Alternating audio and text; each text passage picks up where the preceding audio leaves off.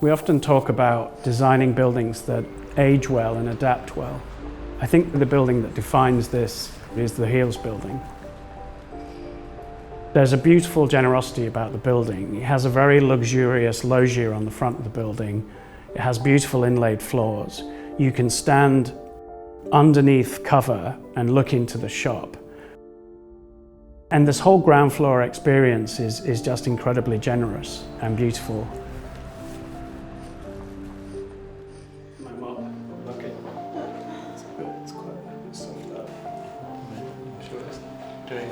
For the feel of the building, we looked at the work of Alvaro and Aino Alto.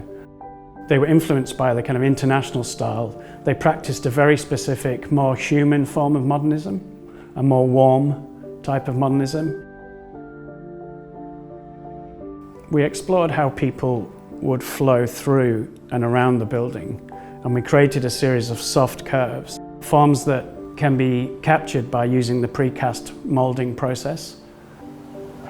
Their depth, variation and shadow were inspired by the natural forms of Barbara Hepworth's sculptures.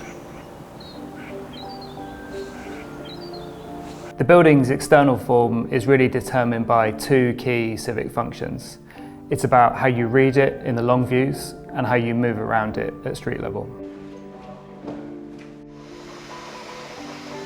From the start of the project, we knew that the success of its design would be determined by how well it holds this very visible corner in Fitzrovia. You get these long oblique views of the building's three facades, and we realised that by adding depth to the masonry, the building had the potential to feel quite solid and sculptural. We began to think about the facade as a sort of three-dimensional canvas for playing games with light and shadow.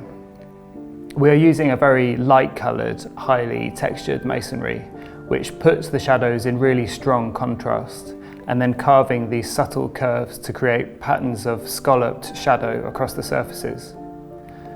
The shadows change dramatically over the course of the day and give quite different readings of the building as you turn the corner. The network building facade was developed around movement and function.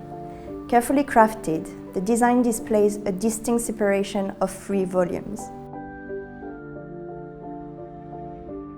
At the base, the design responds to the fluidity of movement and flow. Surfaces are tactile and soft, inviting interaction and connection at ground level. Moving upwards, the core volume of the building transitions into a sculptural grid. The top volume allows the building to breathe, elevating the structure.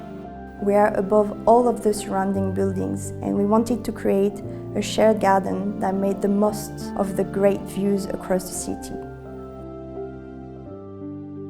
We believe the future of workspace has to be not only an exceptional experience for the occupants, but also a great neighbour within the community which the building sits.